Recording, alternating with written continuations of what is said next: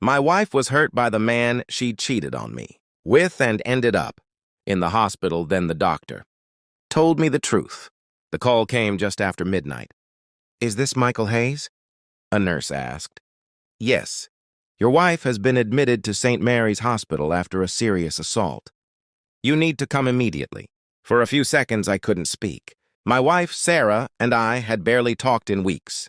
Our marriage had become a collection of cold dinners, short conversations, and long silences. Deep down, I knew something was wrong, but I never imagined I would receive a call like this. I arrived at the hospital 20 minutes later. Sarah was unconscious. Bruises covered her face, her left arm was broken, and several stitches ran across her forehead. Seeing her like that erased every angry thought I'd been carrying. A doctor led me into a quiet office. "Mr. Hayes," he said gently, "there's something you should know." He placed Sarah's purse on the desk. "We found another man's wallet and phone with her belongings." My stomach dropped. I already knew whose they were. Ethan, the man I had suspected for months. Late-night messages, secret lunches, excuses that never made sense. Every sign had been there, but I kept convincing myself I was being paranoid. The doctor looked uncomfortable.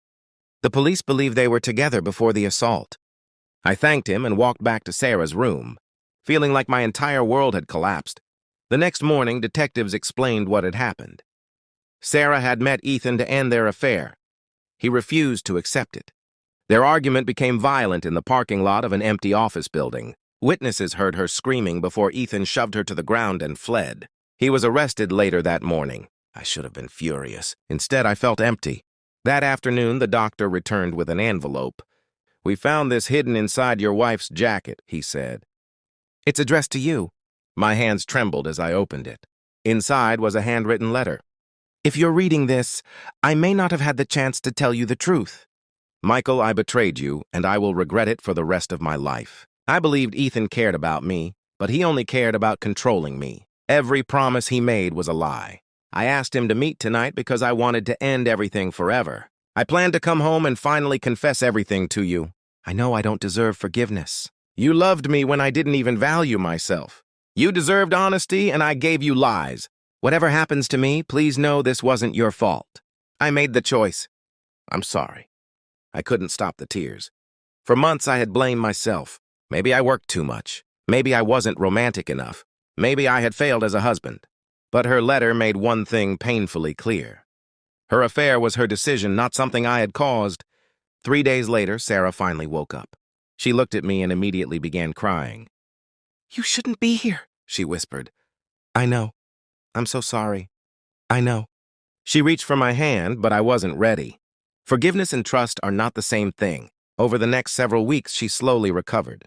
She underwent surgery, physical therapy, and counseling. Ethan eventually pleaded guilty to assault and received a prison sentence. One afternoon, while watching the rain outside her hospital window, Sarah looked at me. "I don't expect you to stay," she said quietly. "After everything I've done, I wouldn't blame you for walking away."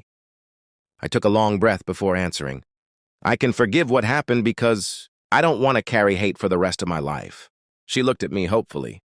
But forgiveness doesn't erase betrayal. The hope in her eyes faded. When she was discharged from the hospital, I helped carry her bags to the car.